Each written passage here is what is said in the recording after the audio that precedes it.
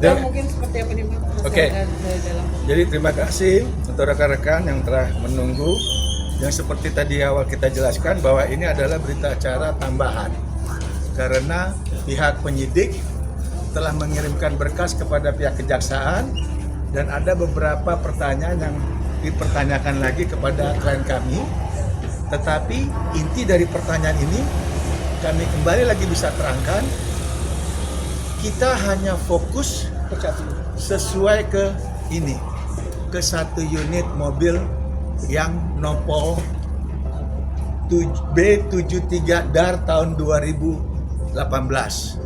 Dan terkait yang lainnya sudah di BAP klien kita, pertanyaannya itu tidak beda jauh, hanya seputaran itu saja dan telah dijawab sama klien kita. Sekitar ada 20 pertanyaan dan mempertegaskan kembali bahwa terkait mobil yang jedar tadi itu sudahnya ada pembayaran. Nah, jadi di sini sudah semakin terang posisi kasusnya bahwa kita hanya fokus ke mobil Alphard B73 DAR itu. Mungkin terkait yang ngelaporin bukan Jedar sendiri tapi mantan pengacara yang pertama nih Sujatmiko, apakah dipertanyakan juga tadi Bang? Nah, terkait Pak Sujatmiko pelapor pertama itu yang tadi kita bilang dari awal atau dari pertama kasus ini bergulir bahwa Sujatmiko itu hanya sebagai kuasa pelapor, di mana kuasa pelapor sudah tidak lagi menjadi kuasa hukum Jessica Iskandar.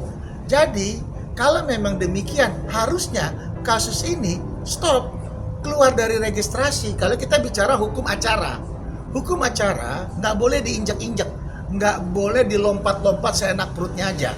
Makanya kita berkali-kali membuat statement untuk apa terlalu tinggi Jessica Iskandar ini bersurat ke sana ke sini, bahkan melibatkan kepala negara Pak Presiden Joko Widodo. Ini kan sangat ironis. Hanya urusan yang memang kalau kita melihat hukum acara hukum acara pidana, kuasa pelapor yang namanya Sujatmiko dengan kuasanya sudah dicabut, harusnya gugur, tidak bisa lanjut. Nah, kalaupun ada kelanjutan yang sampai saat ini yang Polda Metro Jaya tangankan atau ditangani, kan dari awal juga saya bilang kami terima kasih sama pihak Polda Metro Jaya, sangat hebat, sangat profesional. Di antara laporan 10 mobil yang dikatakan milik Jessica Iskandar yang mengalami kerugian 9,8 miliar, itu tidak ada. Ya, ini kan faktanya ini. Hanya satu. Makanya kami sangat sayangkan dan kami juga tadi bilang sama penyidik, mohon klien kami ingin membuat laporan resmi di SPKT Polda Metro Jaya terkait koar-koarnya si Vincent sama Jessica, terutama di bandara ditunjuk-tunjuk, mana uang saya, uang yang mana? Itu lagi, ini saya tegaskan lagi, uang yang mana? Sementara di dalam BAP ini sudah tidak ada. Ini BAP tambahan sekarang loh, tanggal berapa sekarang? 15 tahun 2024. Aduh, janganlah terus saja main drama-drama kayak begini. Dan nanti kita ikutin proses. Klien kami akan taat ikutin proses.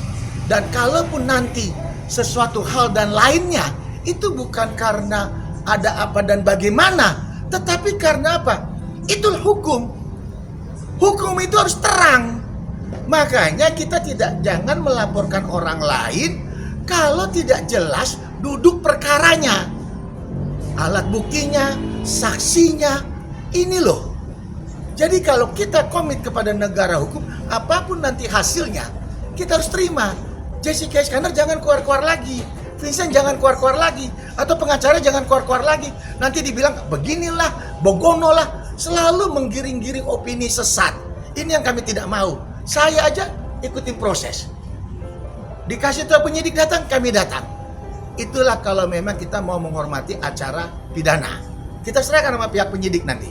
Dan ini kan sudah dilempar ke pihak kejaksaan. Kita tunggu nanti apakah ini bisa lanjut atau tidak. Gitu loh. Tapi jelas kami sebagai pengacara profesional, kami akan mengawal kasus ini. Karena dari awalnya tadi kita bilang produknya sudah nggak sah. Produknya sudah cacat. Pelapornya sudah dipecat, sudah keluar. Harusnya copot dari registrasi. Makanya tadi kami ngomong, bagaimana Sujatmiko? Kami minta ketemu. Kita minta dikonfrontir. Biar jelas. Gitu loh. Jangan Sujatmiko dengan Jessica Iskandar, dengan Vincent, sebar-sebar yang berita-berita nggak jelas untuk di Polda Metro Jaya ini.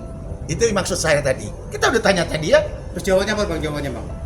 Ya, pihak Polda Metro Jaya, loh itu kan sudah dipecat bang. Nah, kalau sudah, kenapa nggak ditutup ini kasus? Gitu loh. Karena kan sesuatu yang cacat, masa kita terusin di cacat itu dilanjutin? Coba berpikirlah dulu. Betul nggak? Dan kuasa hukumnya lagi. Dan kuasa hukumnya yang dulu kan sudah tidak ada lagi. Nah sekarang kan kuasa hukum yang baru. Jadi jangan keluar-keluar lah. Yang nggak ada hubungan hukum dan tidak tahu permasalahan awal. Makanya kami sangat sayangkan gugatan kami di Pengadilan Negeri Jakarta Selatan, hakimnya nggak berani memutus bahwa kami benar gitu loh. Kan ada peristiwa itu, kalian dikumpulin, ada Sujatmiko diajak ngomong bahwa ada laporan begini, itu kan fakta hukum. Ada preskon yang dilaksanakan, tapi kenapa PN Jakarta Selatan hakim yang memimpin, dia bilang tidak ada.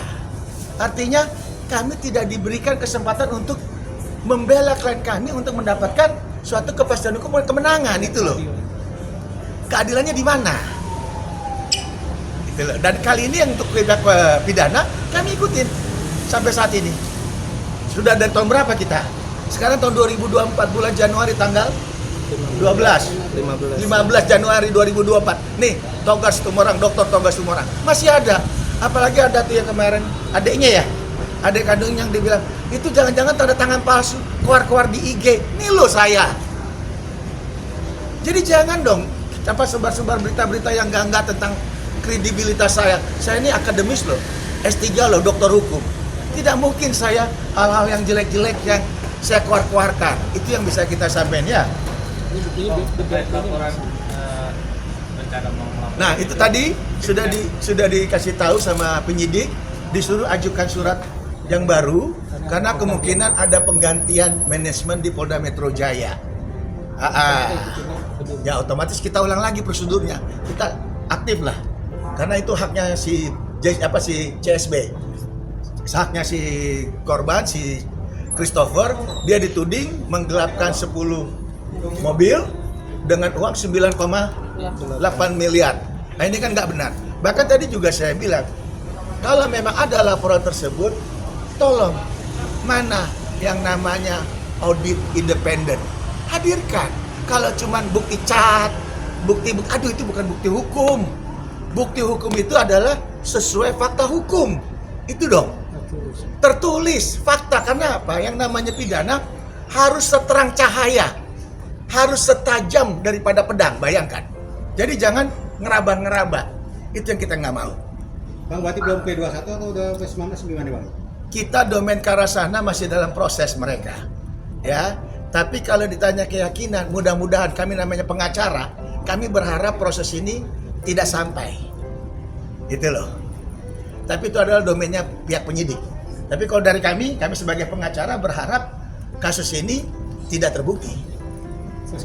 Nah, tapi keberadaan mobil satu mobil itu sekarang di mana sih bang? Yang kami sebagai pengacara nggak tahu di mana. Makanya tadi kan saya tanya, di sini ada nggak yang sudah disita? Ada, ini nggak ada ini. Tulisan polis lain nggak? Ada polis lain nggak? Nggak ada itu. Coba deh. Coba bagaimana itu? Analogi hukumnya bagaimana tuh? Dasar hukumnya apa itu? Klien kami sebagai tersangka, tapi apa yang disangkakan belum ada di kita. Sementara tahanannya dia mau habis ya?